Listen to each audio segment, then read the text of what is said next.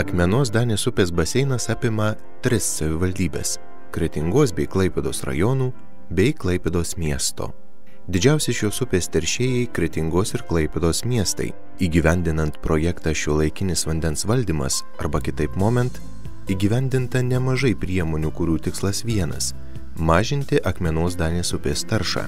Specialistai sako, jog gyventojai ir jų netinkamai tvarkomos buitinės nuotekos yra bene pagrindinis upės taršų šaltinis. Gerinant Akmenos Danės upės vandens kokybę, bendrovė Kretingos vandenys ėmėsi statyti antrąją nuotekų valymo liniją bei modernę 7 nuotekų priėmimo stotį. Be to įgyvendintas Kretingos miesto vandentiekio ir nuotekų tinklų plėtros projektas, kurio dėka prie buitinių nuotekų tinklų galės prisijungti daugiau nei 3000 namų ūkių. Tiesa, dėl vangaus gyventojų jungimosi projekto įgyvendinimo laikas pratęstas. Bendrovės Kretingos vandenys direktorius sako, jog šią galimybę kol kas pasinaudojo tik kiek daugiau nei 70% visų galinčiųjų. Jeigu tvarkant teisingai savo nuotekas ir leidžiant juos į uždarus rezervuarus ir išvežant iš šitų septikų, tai tada kaina gaunasi 3-4 kartus brangesnė. Bet jeigu tu tvarkai ne pagal reglamentus savo nuotekas, aišku, išleidi, naudoji savo tą išgrebimo duobę kaip nusodintuvą, o vandenį išleidi kažkur nelegaliai į kanalą, į upę, ar į drenažo kažkokią sistemą, tokiu atveju, aišku, gal tau ir pigiau gaunasi, bet tai yra tarša. Ir vis dėlto ir šitie europiniai, būtent ES finansavimas yra orientuotas į nuotekų tvarkymą, nes vis dėlto kokį tu vandenį geri, tai yra tavo pasirinkimas.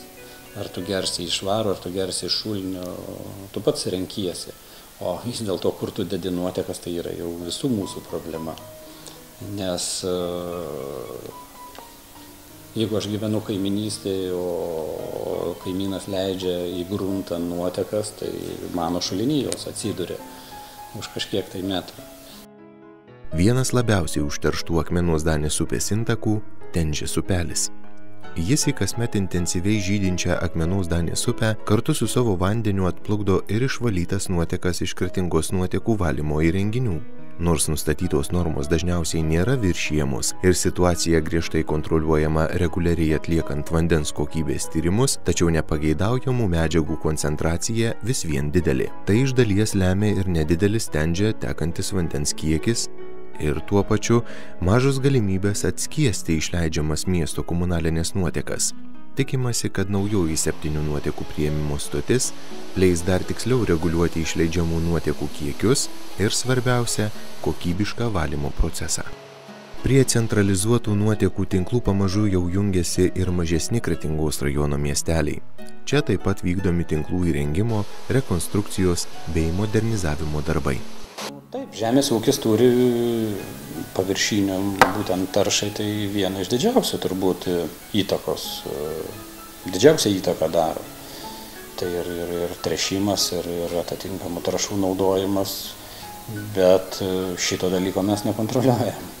Aišku, mes kontroliuojam tik tai būtent nuotekų išleidimą, tai toj vietoj tikrai modernizavimas vyksta ir mūsų Kretingos miesto antroji linija modernizuojama valymo įrenginių ir praeitais metais nauji valymo įrenginiai pastatyti Vidmantuose, Salantuose. Dabar vykdomas projektas, nauji valymo įrenginiai statomi Darbėnuose, Kartenoj, Kulupinuose. Klaipėdos apskrityje nuo 2009 metų įgyvendinamas projektas Moment šiuolaikinis vandens valdymas. Juo siekiama pagerinti vandens išteklių valdymą vietinėme ir regioninėme lygiuose. Čia įkurta ir veikia Akmenos Danės upės vandens naudotojų bendrija, pirmoji tokia Lietuvoje, vienijanti aktyvius regiono gyventojus, kurie prisideda prie ES vandens pagrindų direktyvos tikslų įgyvendinimo.